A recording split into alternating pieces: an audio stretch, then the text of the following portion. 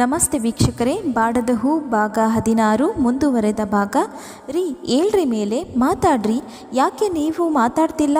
ನನಗೆ ಯಾಕೋ ಭಯ ಆಗ್ತಿದೆ ರೀ ಎಂದು ಆತಂಕದಿಂದಲೇ ಅವರ ಮೈಯನ್ನು ಮತ್ತೊಮ್ಮೆ ಜೋರಾಗಿ ಅಲುಗಾಡಿಸಿದರು. ಉಷರಿಗೆ ಆಗಲೇ ಕೃಷ್ಣಮೂರ್ತಿಯವರ ದೇಹ ತಣ್ಣಗಾದ ಅನುಭವ ಆಯಿತು.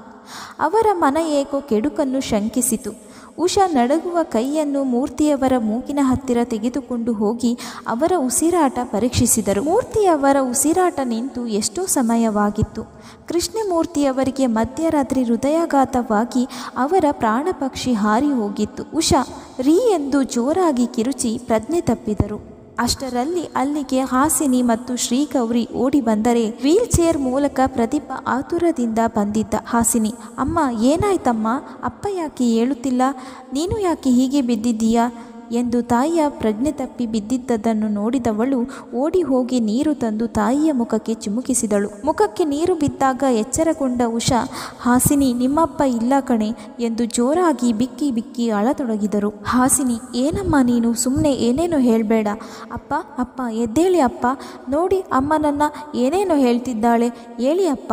ರೀ ಅಪ್ಪಂಗೆ ನೀವಾದರೂ ಹೇಳೋಕೆ ಹೇಳಿ ಎಂದು ಅಳುತ್ತಾ ತಂದೆಯನ್ನು ಎಬ್ಬಿಸಲು ಪ್ರಯತ್ನಿಸಿದಳು.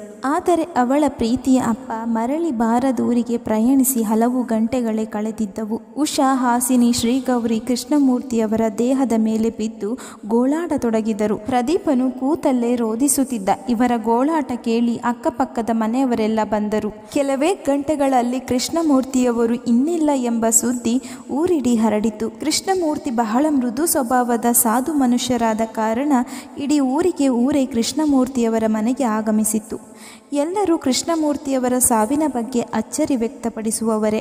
ಕೃಷ್ಣಮೂರ್ತಿಯವರ ಒಳ್ಳೆಯ ಮನಸ್ಸಿಗೆ ಎಲ್ಲರೂ ಅವರಿಗೆ ಇಷ್ಟು ಬೇಗ ಸಾವು ಬರಬಾರದಿತ್ತು ಎಂದು ಹೇಳುವವರೇ ಆಗಿದ್ದರು. ಕೃಷ್ಣಮೂರ್ತಿ ಅವರ ಕುಟುಂಬದವರು, ಅಕ್ಕ ಸಾವಿತ್ರಿ ಅವರ ಮಕ್ಕಳು ಬಂದು ಮಾವನ ಅಂತಿಮ ದರ್ಶನ ಪಡೆದರು. ಸಾವಿತ್ರಿ ಅವರು ಮರಣಿಸಿ 2 ವರ್ಷಗಳು ಸಂಧಿಸಿತು. ಮನೆಯವರೆಲ್ಲರ ದುಃಖ ಮುಗಿಲು ಮುಟ್ಟಿತು. ಪ್ರದೀಪ ಮನೆಯ ಮೂಲೆಯೊಂದರಲ್ಲಿ ದಿಕ್ಕು ತೋಚದೆ ಕುಳಿತಿದ್ದ. ಊರಿನ ಹಿರಿಯರು ಮುಂದೆ ನಿಂತು ಆಗಬೇಕಾದ ಕಾರ್ಯ ಕಡೆ ಗಮನ ಕೊಟ್ಟರು. ಮುಂದೆ ಎಲ್ಲ ಕೆಲಸಗಳು ಯಾಂತ್ರಿಕವಾಗಿ ನಡೆದಿತು. ಕೃಷ್ಣಮೂರ್ತಿಯವರನ್ನು ಅಂತಿಮವಾಗಿ ಕಳುಹಿಸಿಕೊಡುವ ಹೊತ್ತಿಗೆ ಉಷಾ ಮತ್ತು ಹಾಸಿನಿ ದುಃಖ ನೋಡುವವರಿಗೆ ಕರುಳು ಕಿತ್ತು ಬರುವಂತೆ ಅನಿಸಿತು. ಇಷ್ಟು ವರ್ಷಗಳ ಕಾಲ ತನ್ನನ್ನು ಪ್ರೀತಿಯಿಂದ ಬೆಳೆಸಿದ ಅಪ್ಪ ದಿನ ಬೆಳಗಾಗುವುದರ ಒಳಗೆ ತನ್ನನ್ನು ತೊರೆದು ಹೋಗಿದ್ದಾರೆ ಎನ್ನುವುದು ಹಾಸಿನಿಗೆ ಇನ್ನೂ ಅರಗಿಸಿಕೊಳ್ಳಲಾಗದ ಸತ್ಯ. ಕೃಷ್ಣಮೂರ್ತಿಯವರನ್ನು ಕಳೆದುಕೊಂಡ ಮನೆ ಅದರ ಅಸ್ತಿತ್ವವನ್ನೇ ಕಳೆದುಕೊಂಡಿತ್ತು. ಹಾಸಿನಿಗೆ ತನ್ನ ಪುಟ್ಟ ಪ್ರಪಂಚವೇ ಖಾಲಿಯಾದ ಅನುಭವ.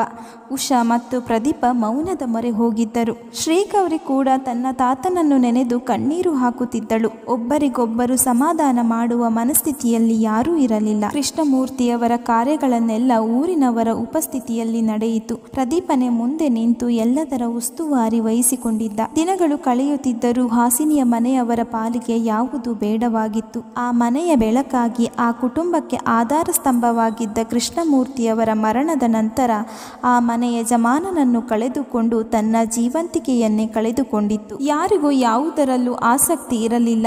ಶ್ರೀಗೌರಿ ಬೆಳಗ್ಗೆ ಎದ್ದು ಸ್ಕೂಲಿಗೆ ಹೋದರೆ ಆ ಮನೆಯಲ್ಲಿ ಮೌನ ತನ್ನ ಸಾಮ್ರಾಜ್ಯವನ್ನು ಆಳುತ್ತಿತ್ತು. ಉಷಾ ಈಗ ತನ್ನ ಕೋಣೆಯಿಂದ ಹೊರಬರುವುದೇ ಅಪರೂಪ. ಹಾಸಿನಿ ಮನೆ ಕೆಲಸಗಳನ್ನೆಲ್ಲ ಮುಗಿಸಿ ತೋಟದ ಕೆಲಸಗಳನ್ನು ನೋಡಿಕೊಂಡು ಸಂಜೆಯ ನಂತರ ತನ್ನ ಹೊಲಿಗೆ ಕೆಲಸಗಳನ್ನು ಮುಂದುವರಿಸುತ್ತಿದ್ದಳು. ಇವೆಲ್ಲದರ ಮಧ್ಯೆ ಒಂಟಿಯಾದವನು ಪ್ರದೀಪ. ಅವನಿಗೆ ಒಬ್ಬನಿಗೆ ಮನೆಯಲ್ಲಿ ಕೂರಲು ಬೇಸರ, ಆದರೆ ಎಲ್ಲಿಗೂ ಹೋಗುವ ಹಾಗಿಲ್ಲ.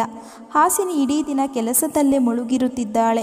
ಪ್ರದೀಪನ ಬಾಯಿ ಸ್ವಲ್ಪವಾದರೂ ತೆರೆಯುವುದು ಮಗಳು ಶಾಲೆಯಿಂದ ಬಂದ ನಂತರವೇ. ಪಾಪ ಹಾಸಿನಿಗೆ ಎಲ್ಲ ಕೆಲಸ ವಹಿಸಿಕೊಂಡು ಮಾಡೋಕೆ ತುಂಬ ಕಷ್ಟ ಆಗುತ್ತೆ. ನಾನಂತೂ ಏನೂ ಮಾಡೋಕ್ಕೆ ಆಗಲ್ಲ.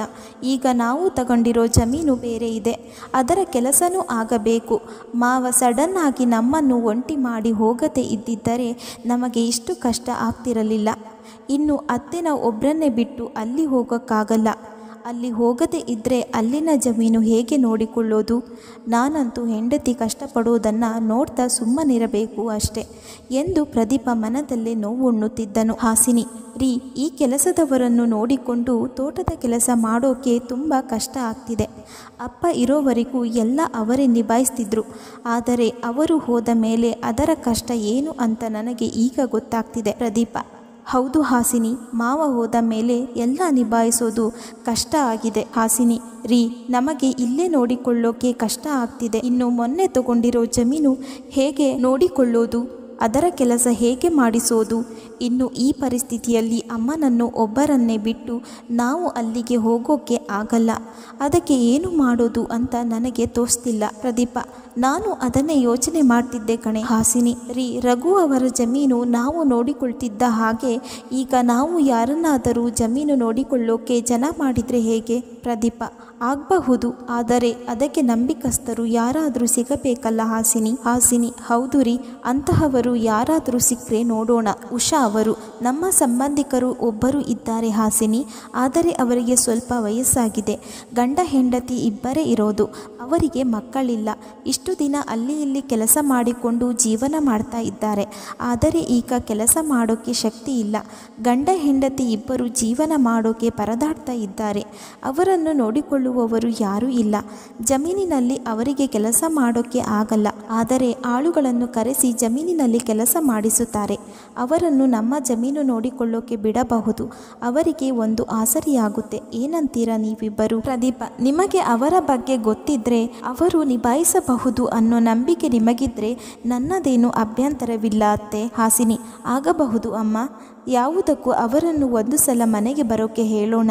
ಆಮೇಲೆ ಅವರ ಜೊತೆಗೆ ಮಾತನಾಡಿ ಆಮೇಲೆ ನೋಡೋಣ. ಸುಧಾಕರ್ ಮತ್ತು ಸುಮತಿ ದಂಪತಿಗಳು ಹಾಸಿನಿಯ ಮನೆಗೆ ಬಂದು ಮಾತನಾಡಿ ಎರಡೂ ಕಡೆಯ ಒಪ್ಪಿಗೆಯೊಂದಿಗೆ ಹಾಸಿನಿಯ ಜಮೀನನ್ನು ಜವಾಬ್ದಾರಿ ತೆಗೆದುಕೊಂಡರು. ಕತೆ ಮುಂದುವರಿಯುವುದು. ಮುಂದಿನ ಭಾಗಕ್ಕಾಗಿ ನಮ್ಮ ಚಾನೆಲ್ ಅನ್ನು ಸಬ್ಸ್ಕ್ರೈಬ್ ಮಾಡಿಕೊಳ್ಳಿ. ಕತೆ ಇಷ್ಟವಾದರೆ ಲೈಕ್ ಮಾಡಿ, ಶೇರ್ ಮಾಡಿ, ಕಮೆಂಟ್ ಮಾಡಿ. ಆಲಿಸಿದ್ದಕ್ಕಾಗಿ ಧನ್ಯವಾದಗಳು.